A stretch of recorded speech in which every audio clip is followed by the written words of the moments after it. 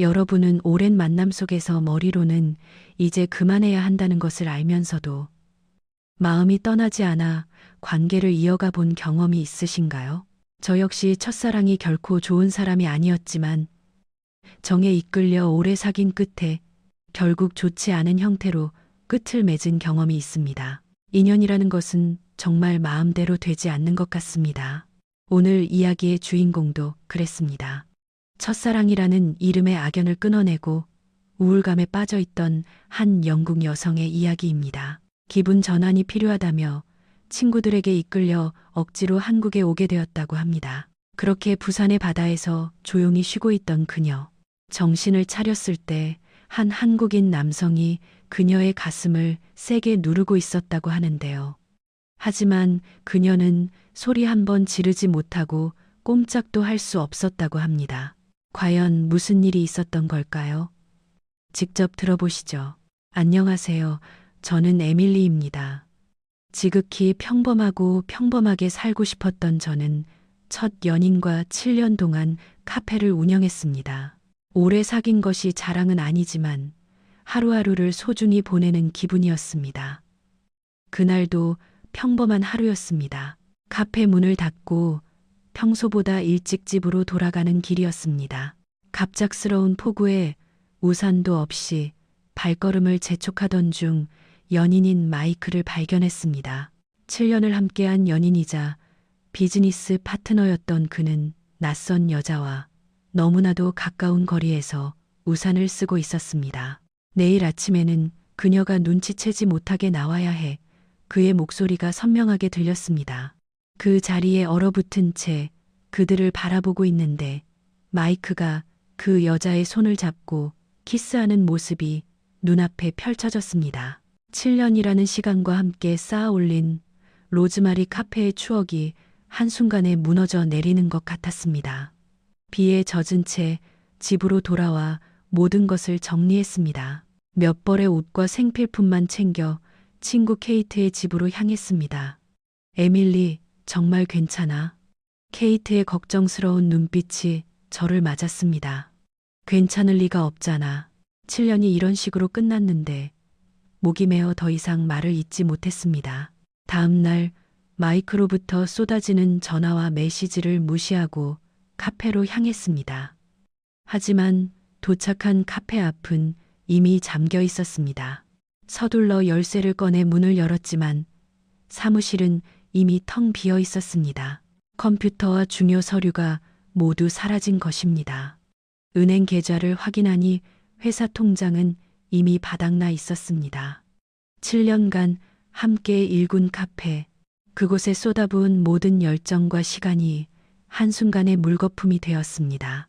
법적으로 대표는 나야.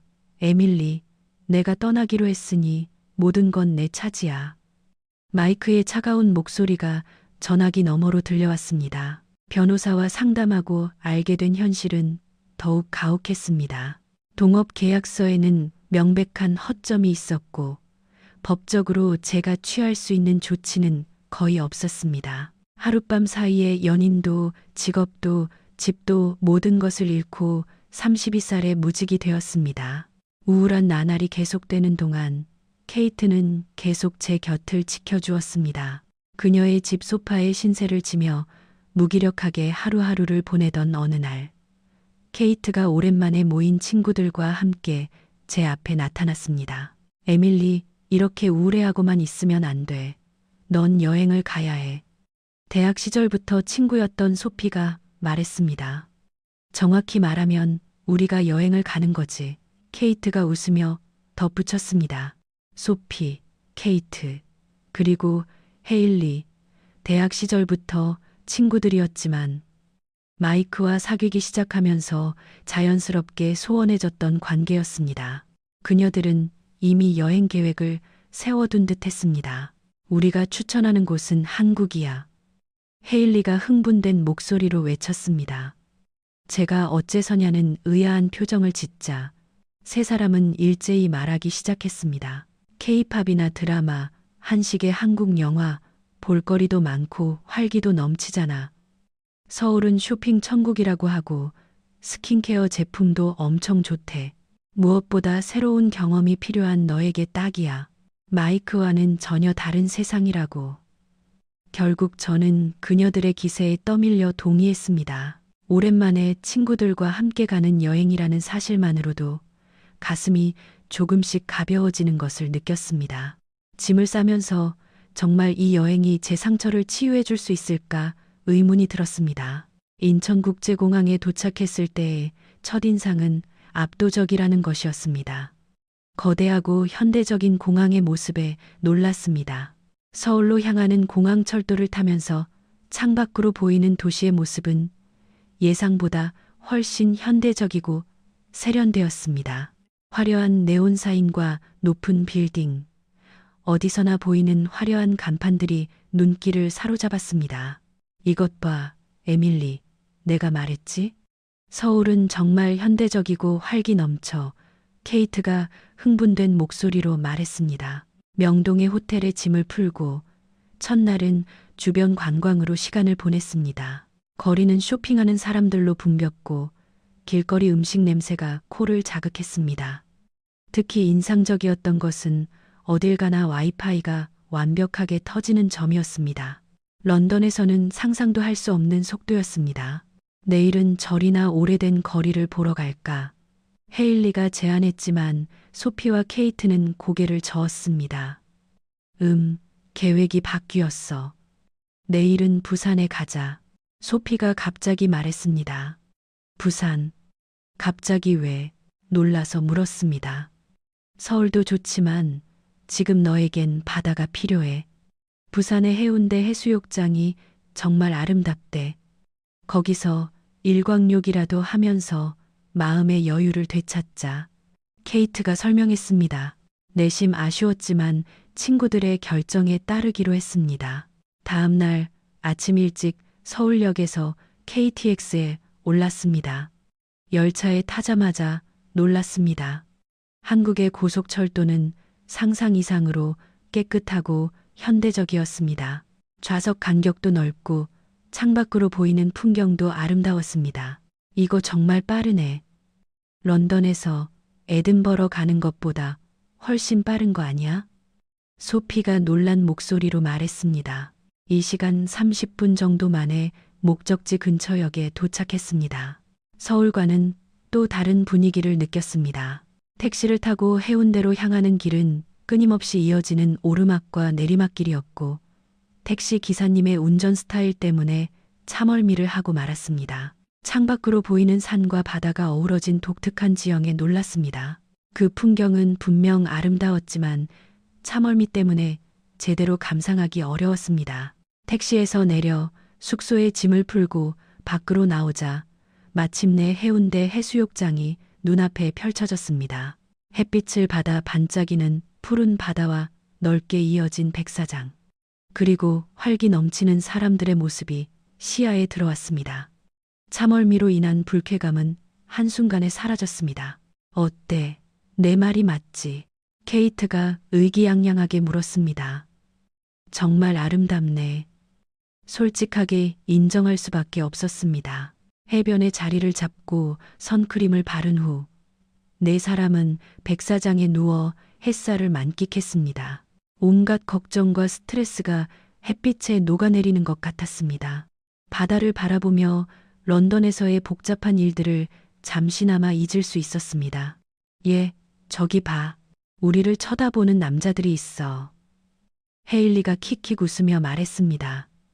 고개를 돌리니 정말 몇몇 젊은 남성들이 이쪽을 힐끔거리고 있었습니다.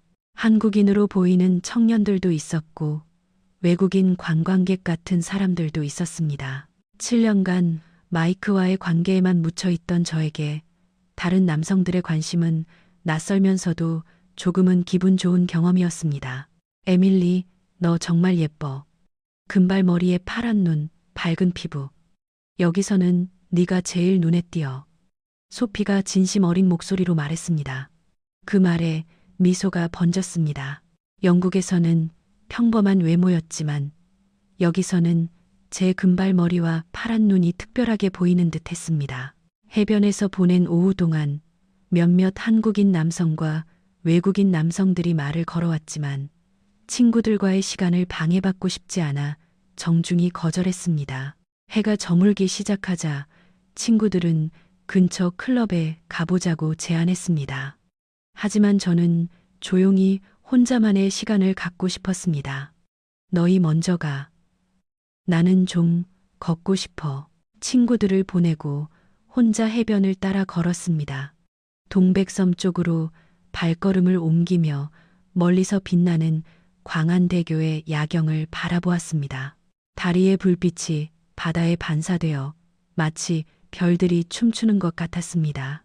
맥주 한 캔을 사서 백사장에 앉았습니다. 캔 맥주의 차가운 감촉과 함께 지난 몇 주간의 일들이 주마등처럼 머릿속을 스쳐 지나갔습니다. 마이크와의 이별, 카페의 상실, 친구들과의 재회, 그리고 지금 낯선 나라에서의 새로운 경험까지. 인생이 얼마나 예측 불가능한지 새삼 실감했습니다. 앞으로 어떻게 살아가야 할까? 바다를 바라보며 중얼거렸습니다. 런던으로 돌아가면 다시 취업 활동을 해야 할까? 아니면 새로운 카페를 시작해 볼까? 모든 것이 불투명했지만 신기하게도 두려움보다는 설렘이 더 컸습니다. 마이크라는 인간에게 너무 오랫동안 의지해 왔다는 사실을 깨달았습니다. 이제부터는 온전히 나만의 선택으로 인생을 꾸려나갈 때였습니다. 광안대교의 야경 불빛 아래 혼자 앉아 맥주를 마시며 처음으로 미래에 대한 희망을 느꼈습니다. 아직 구체적인 계획은 없었지만 이 여행이 새로운 시작을 알리는 신호가 될 것 같은 기분이 들었습니다. 호텔 방으로 돌아왔을 때 친구들은 아직 돌아오지 않았습니다. 조용한 방에서 창문을 열고 바다 소리를 들으며 잠이 들었습니다. 알람 소리도 없이 자연스럽게 눈을 뜨니 눈앞에 일출이 보였습니다. 어제 제대로 하지 못한 수영을 해보자는 생각에 조용히 수영복으로 갈아입고 방을 나섰습니다. 백사장에 수건을 펼쳐놓고 앉아 아침 햇살을 받았습니다. 마이크와 헤어진 이후 처음으로 마음의 평온을 느끼는 순간이었습니다. 아침 바다는 놀라울 정도로 맑고 잔잔했습니다. 저는 조심스럽게 물속으로 발을 내디뎠습니다. 천천히 몸을 적시며 깊은 곳으로 들어갔습니다. 허리쯤까지 물이 찼을 때 한번 멈춰서서 수평선을 바라보았습니다. 아침 햇살에 반짝이는 바다가 끝없이 펼쳐져 있었습니다. 런던의 복잡한 일상에서 벗어나 이런 자유를 느낄 수 있다는 것에 새삼 감격했습니다. 용기를 내어 더 깊은 곳으로 나아갔습니다. 물이 가슴까지 찼지만 발은 아직 모래 바닥에 닿아 있었습니다. 거기서부터 헤엄치기 시작했습니다. 유럽에서 카페를 하며 제대로 쉬어본 적이 없었는데 이렇게 이국의 땅에서 수영을 하고 있다니 정말 신기한 기분이었습니다. 물살을 가르는 느낌이 상쾌했습니다. 몸을 뒤집어 하늘을 보며 물 위에 떠보기도 했습니다. 이대로 영원히 떠 있을 수 있다면 얼마나 좋을까. 그렇게 중얼거리며 눈을 감았습니다. 파도 소리와 바람 소리만이 귓가를 채웠습니다. 모든 걱정이 사라지는 것 같았습니다. 잠시 현실을 잊고 파도에 몸을 맡겼습니다. 물 위에 떠서 흔들리는 감각이 마치 어머니의 품에 안겨 있는 듯한 따뜻한 안도감을 주었습니다. 얼마나 시간이 흘렀는지 모른 채 그저 파도와 함께 흘러갔습니다. 문득 눈을 뜨자 해변과의 거리가 생각보다 멀어져 있다는 것을 깨달았습니다. 당황스러웠지만 아직 괜찮다고 생각했습니다. 다시 해변을 향해 헤엄치기 시작했습니다. 하지만 이상하게도 아무리 해변을 향해 헤엄쳐도 거리가 좁혀지지 않았습니다. 점점 불안감이 커졌습니다. 다리에 힘이 빠지기 시작했고 호흡도 거칠어졌습니다. 패닉에 빠진 채 더욱 필사적으로 헤엄쳤지만 상황은 나아지지 않았습니다. 도움을 요청하기 위해 손을 흔들었지만 해변은 너무 멀었고 사람도 거의 보이지 않았습니다. 발로 바닥을 더듬어 보았지만 더 이상 닿지 않는 깊이였습니다. 공포가 밀려왔습니다. 진정해, 에밀리. 당황하면 안 돼. 스스로에게 되뇌었지만 몸은 이미 경직되어 있었습니다. 갑자기 여행 안내 책자에서 읽었던 이알류라는 단어가 머리에 떠올랐습니다. 해변에서 바다 쪽으로 강하게 흐르는 물살이라고 적혀 있었습니다.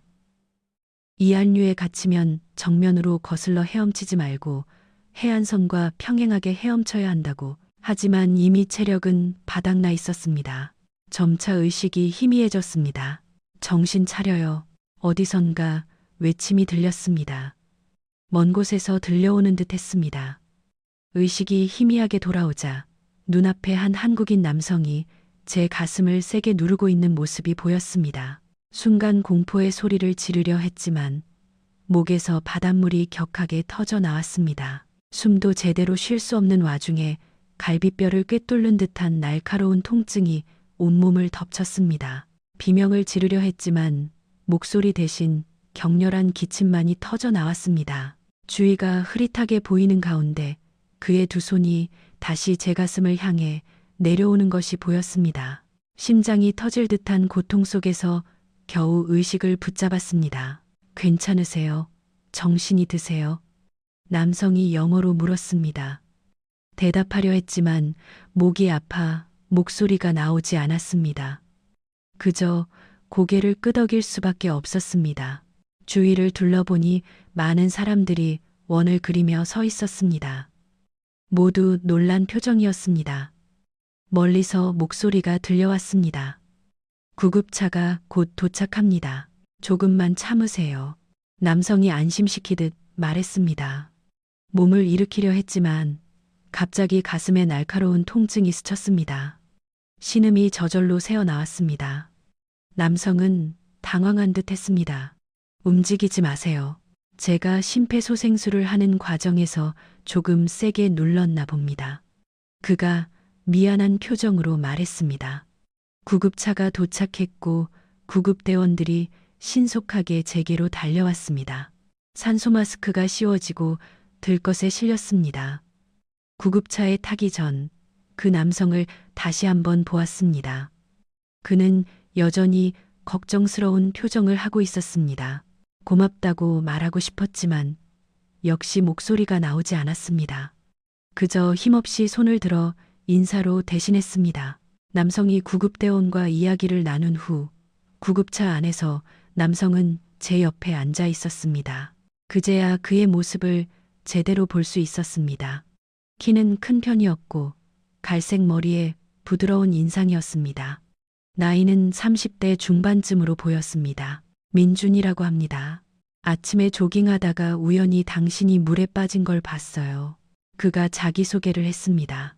저는 겨우 고개만 끄덕였습니다. 병원에 도착하자마자 응급실로 옮겨졌습니다. 의사들이 여러 가지 검사를 진행했고 민준 씨는 대기실에서 기다려 주었습니다. 1시간쯤 지났을까 의사가 진단 결과를 알려주었습니다. 다행히 큰 문제는 없습니다. 하지만 갈비뼈에 작은 실금이 갔네요. 심폐소생술 과정에서 생긴 것으로 보입니다. 의사가 영어로 말했습니다. 죄송합니다. 제가 너무 세게 눌렀나 봐요. 민준 씨가 미안한 얼굴로 말했습니다. 아닙니다. 오히려 훌륭하게 하셨어요. 환자분의 가슴 크기로는 보통보다 깊게 누르지 않으면 효과적인 심폐소생술이 어려웠을 겁니다. 덕분에 목숨을 구한 거예요. 의사가 전문적인 어조로 말했습니다. 그 말에 얼굴이 붉어졌지만 감사한 마음이 더 컸습니다. 민준 씨는 여전히 미안한 표정이었습니다. 겨우 목소리가 나오게 되어 저는 처음으로 입을 열었습니다. 정말 감사합니다. 당신이 아니었으면 지금 여기 없었을 거예요. 진심을 담아 말했습니다. 아닙니다. 누구라도 그랬을 거예요. 민준 씨는 겸손하게 대답했습니다. 의사는 하루 정도 병원에서 경과를 지켜보는 것이 좋겠다고 말했습니다. 친구들에게 연락해야 했지만 휴대폰은 호텔 방에 두고 온 상태였습니다. 민준 씨가 자신의 휴대폰을 빌려주었습니다. 케이트에게 상황을 설명하자 곧바로 병원으로 달려오겠다고 했습니다. 괜찮아? 도대체 무슨 생각으로 혼자 수영을 한 거야? 케이트가 병실에 도착하자마자 쏘아붙였습니다. 너희가 남자들한테 한눈 팔지 않았으면 이런 일도 없었을걸. 힘없이 받아쳤습니다. 아픈 몸 중에도 웃음이 터져 나왔습니다. 친구들은 어느새 눈을 반짝이며 민준 씨를 힐끔거리고 있었습니다. 그건 그렇고 저 사람 엄청 잘생기지 않았어? 위기가 곧 기회라더니 바로 이거네. 소피가 낮은 목소리로 속삭였습니다. 케이트와 헤일리도 킥킥 웃으며 동의했습니다. 부끄러움에 이불을 끌어올렸지만 슬쩍 민준 씨의 모습을 눈으로 차았습니다. 그가 자리에서 일어나려 할 때 갑자기 용기가 솟았습니다. 저 연락처를 알려주실 수 있나요? 퇴원하면 제대로 감사 인사를 하고 싶어서요. 제가 말했습니다. 민준 씨는 잠시 생각하더니 명함을 건네주었습니다. 민준 씨는 카페 사장이었습니다. 제 입가에 미소가 번졌습니다. 카페 사장이라니 왠지 운명 같았습니다. 내일 혹시 몸이 괜찮고 시간이 되면 연락 주세요. 부산의 멋진 곳을 안내해 드릴게요. 민준 씨는 웃으며 말했습니다. 친구들이 남아 병실을 지켜주었고 다음 날 오전에 퇴원했습니다. 갈비뼈의 통증은 아직 남아 있었지만 움직이는데 큰 지장은 없었습니다. 호텔로 돌아와 휴식을 취했습니다. 친구들은 또 해변에 간다고 했습니다. 혼자 정말 괜찮겠어? 헤일리가 걱정스럽게 물었습니다. 오히려 좀 쉬고 싶어. 너희는 재미있게 놀다 와. 진심으로 그렇게 대답했습니다. 친구들이 떠나자 민준 씨의 명함을 손에 들었습니다. 잠시 망설인 후 전화를 걸었습니다. 몇 번의 신호음 끝에 그가 받았습니다. 안녕하세요, 에밀리입니다. 어제 도움받았던 어색하게 말했습니다. 아, 에밀리 씨, 퇴원하셨군요. 몸은 괜찮으세요? 민준 씨의 목소리가 반갑게 들렸습니다. 네, 많이 좋아졌어요. 혹시 괜찮으시면 점심 함께 할 수 있을까요? 용기를 내어 물었습니다. 민준 씨는 흔쾌히 승낙했고 1시간 뒤 로비에서 만나기로 했습니다. 간단히 화장을 하고 옷을 갈아입었습니다. 갈비뼈는 여전히 아팠지만 그를 다시 만날 수 있다는 생각에 가슴이 설렜습니다. 약속 시간보다 조금 일찍 로비에 내려갔습니다. 얼마 지나지 않아 민준 씨가 나타났습니다. 캐주얼한 셔츠에 청바지 차림이었습니다. 가볍게 인사를 나누고 함께 식당으로 향했습니다. 부산에 정말 맛있는 집에 데려가 드릴게요. 민준 씨가 웃으며 말했습니다. 그가 안내해 준 곳은 해운대에서 조금 떨어진 작은 횟집이었습니다. 가게 내부는 소박했지만 손님으로 붐볐습니다. 시원한 물회와 회를 주문했습니다. 처음 먹어보는 한국 음식이었지만 놀랍도록 맛있었습니다. 정말 맛있네요. 런던에서는 이런 맛을 즐길 수 없어요. 솔직한 감상을 전했습니다. 입에 맞으신다니 다행이네요. 무슨 일을 하세요? 민준 씨가 흥미롭다는 듯이 물었습니다. 망설임 없이 저는 제 이야기를 시작했습니다. 마이크와 함께 운영했던 카페 이야기, 그의 배신, 그리고 한국 여행을 오게 된 사정까지. 이렇게 낯선 사람에게 신세 한탄을 하는 것이 신기했지만 민준 씨는 진지하게 들어주었습니다. 그런 힘든 일이 있었군요. 하지만 이제부터는 새로운 시작을 할 수 있을 거예요. 민준 씨가 따뜻하게 말해 주었습니다. 식사를 마치고 민준 씨의 제안으로 광안리 해변으로 향했습니다.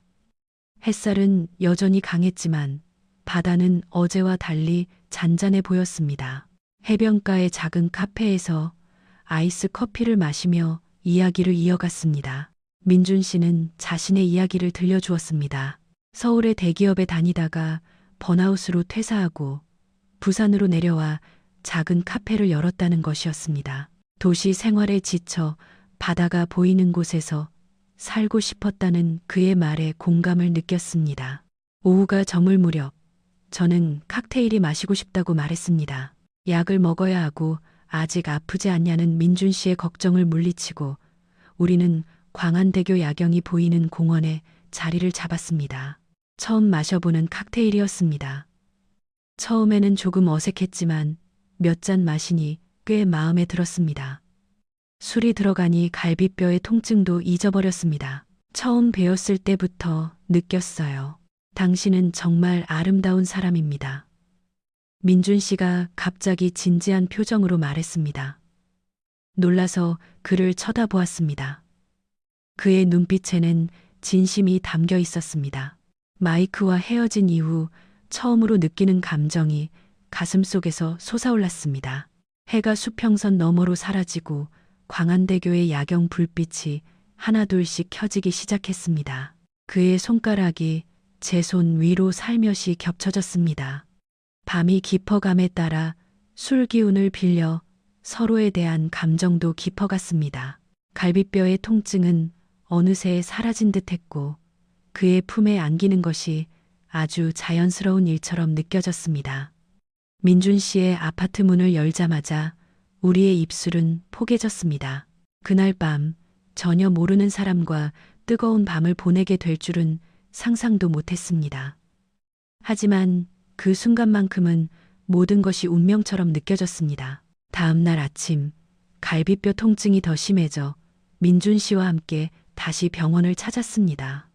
진찰 후 의사는 심각한 표정으로 저를 바라보았습니다. 이런 상태에서는 격한 활동은 삼가셔야 합니다. 그 말에 민준 씨의 얼굴이 붉어졌고 저는 그만 웃음을 터뜨리고 말았습니다.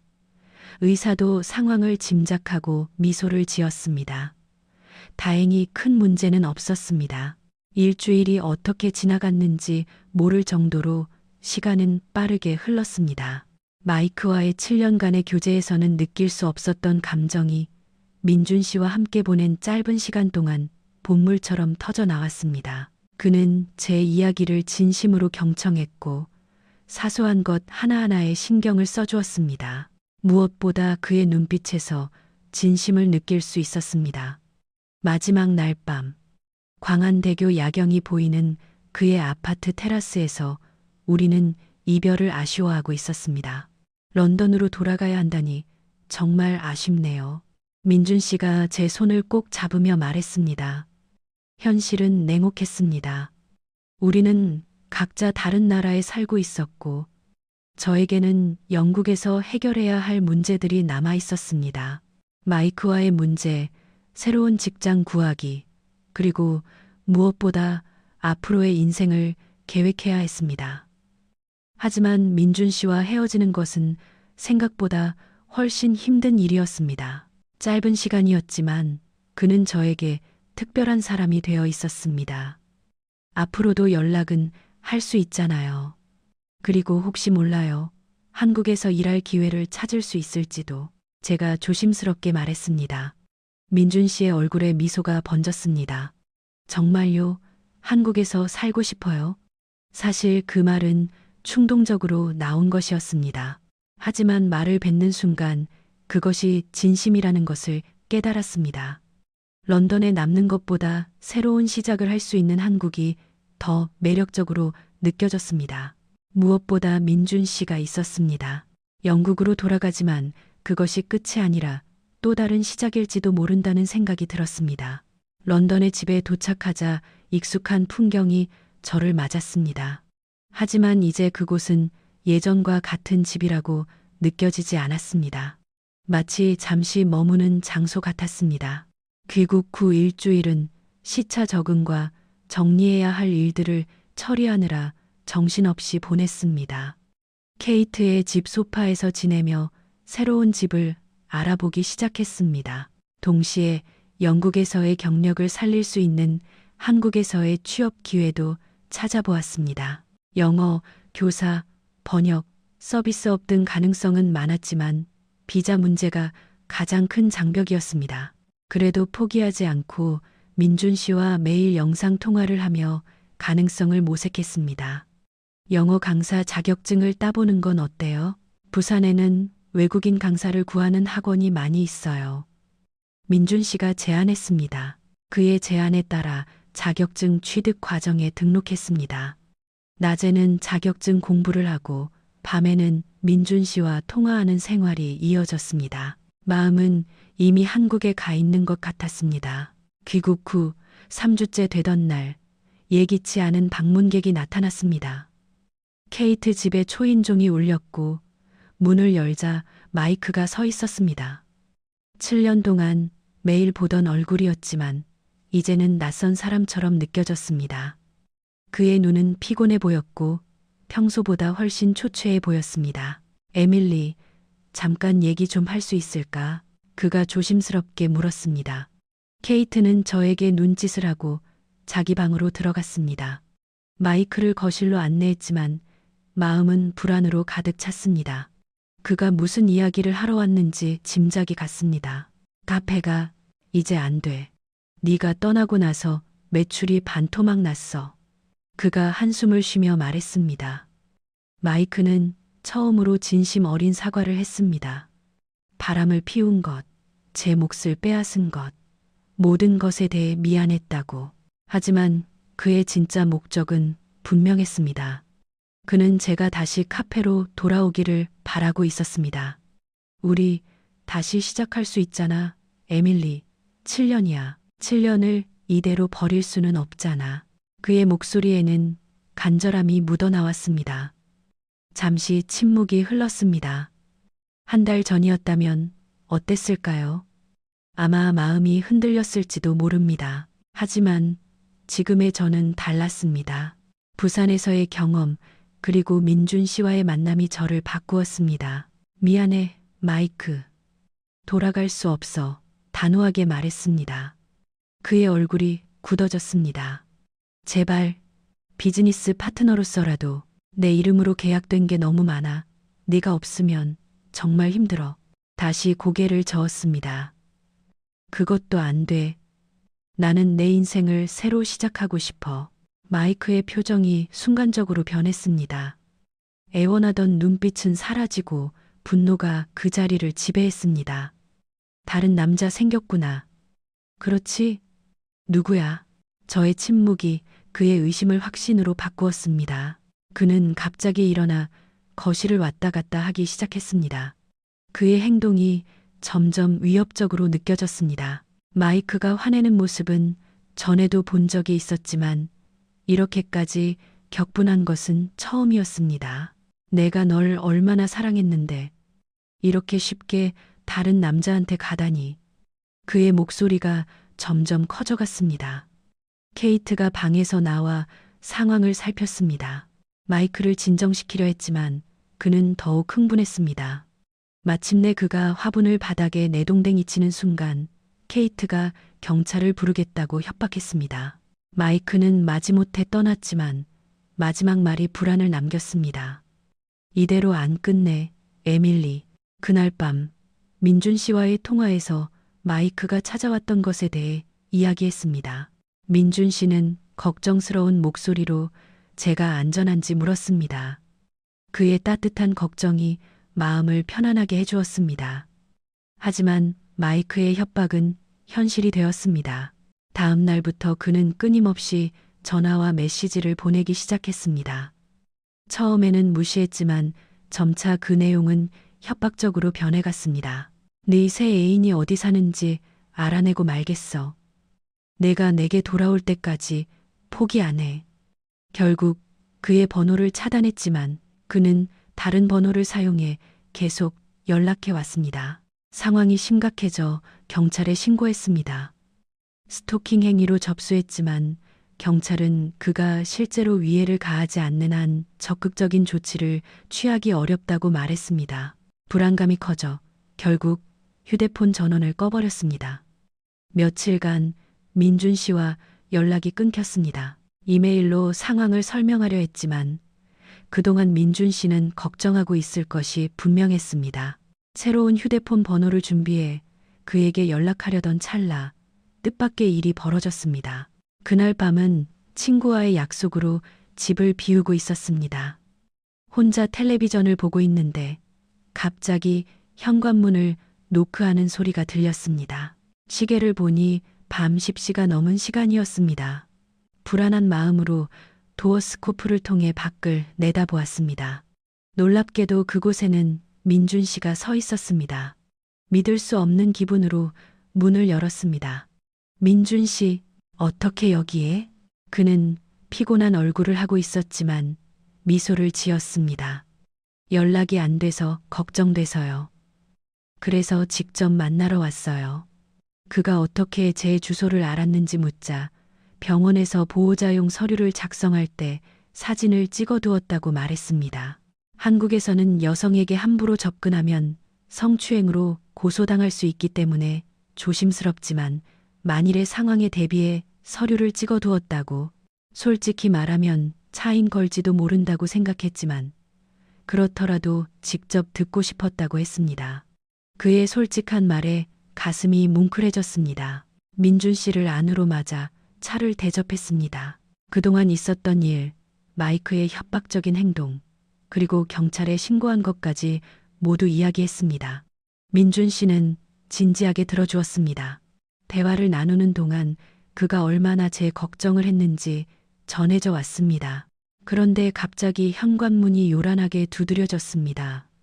누군가 문을 발로 차는 소리가 들렸습니다. 에밀리, 문 열어. 누구랑 있는지 다 알아. 마이크의 목소리였습니다. 민준 씨와 저는 서로를 마주 보았습니다. 그의 눈에는 걱정과 함께 결연한 의지가 보였습니다. 제가 나가서 이야기해 볼게요. 제가 말리려 했지만 민준 씨는 침착하게 문 쪽으로 걸어갔습니다. 문을 열자 마이크가 분노에 찬 형상으로 서 있었습니다. 그는 명백히 술에 취해 있었습니다. 넌 누구야? 에밀리의 새 애인? 마이크가 민준 씨를 위아래로 훑어보며 비웃었습니다. 민준 씨는 렁징하게 대답했습니다. 진정하시고 대화로 해결합시다. 에밀리 씨가 원치 않는 만남을 강요할 수는 없습니다. 마이크는 그의 말을 듣지 않고 민준 씨를 밀치고 안으로 들어오려 했습니다. 민준 씨가 그것을 막자 마이크는 주먹을 휘둘렀습니다. 민준 씨는 몇 차례 공격을 피하며 상황을 진정시키려 했습니다. 하지만 마이크의 폭언과 위협이 계속되자 마침내 민준 씨는 그를 제압했습니다. 마이크를 바닥에 누르고 팔을 등 뒤로 꺾어 고정했습니다. 그 순간 저는 이미 경찰에 전화를 걸어 상황을 설명하고 있었습니다.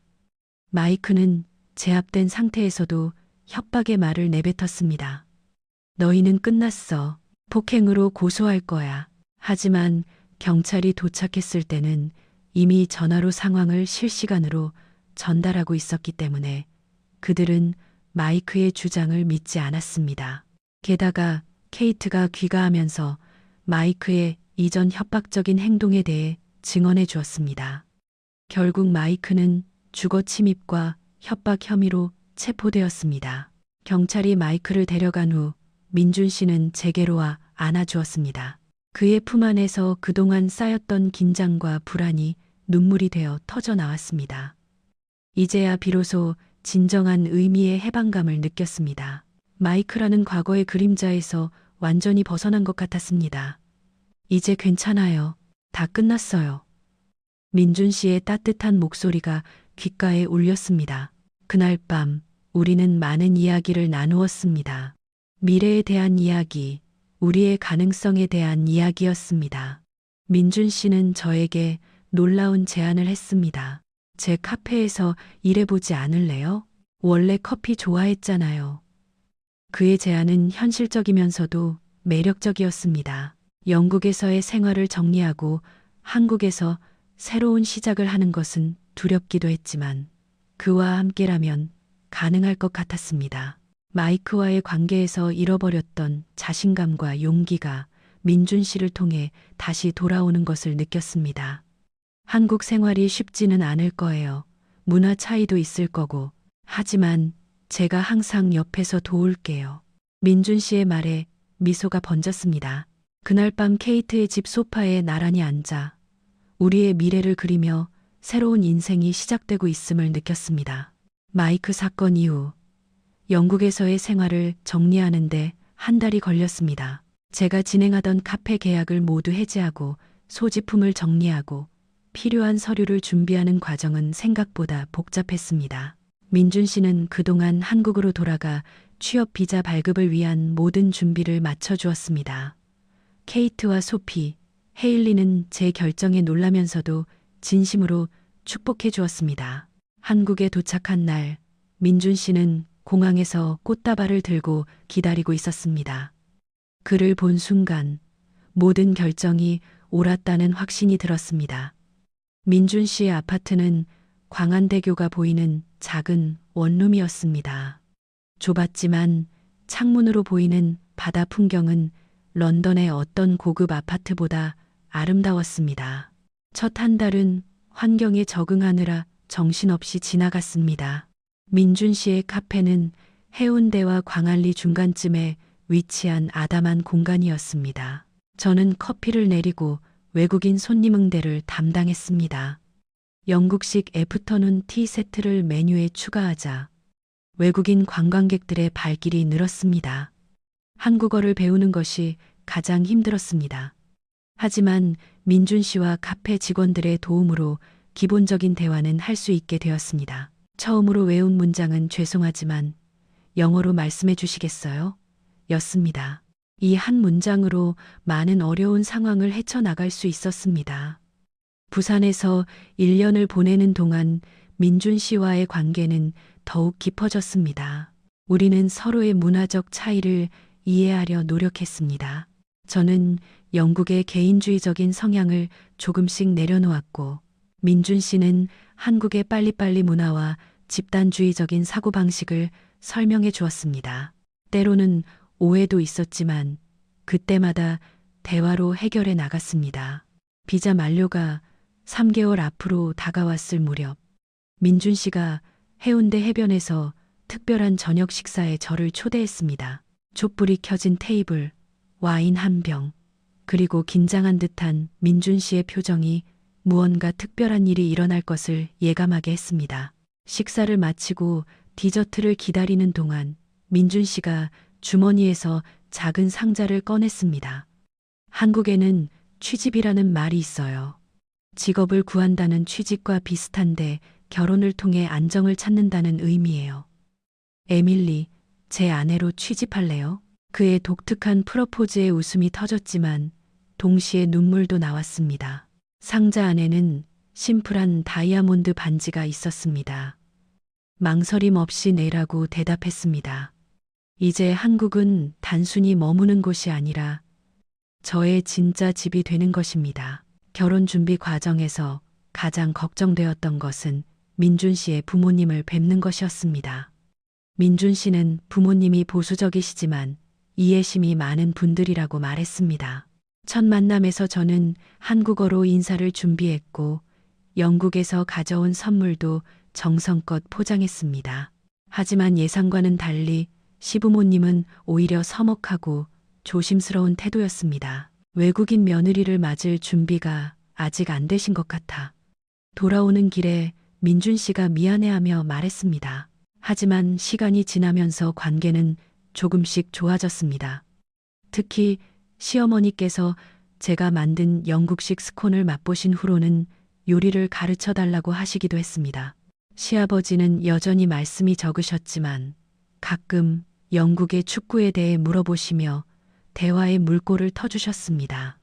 서로 다른 문화를 인정하고 존중하는 과정이 필요했습니다. 결혼식은 양가에 정말 가까운 분들만 모시고 진행했습니다. 친구들은 특별 휴가를 내어 참석해 주었고 네 인생은 정말 동화 같아 라고 소피가 부러워했을 때 그 말이 마음에 와닿았습니다. 결혼 후 우리는 광안대교 야경이 내려다 보이는 더 넓은 아파트로 이사했습니다.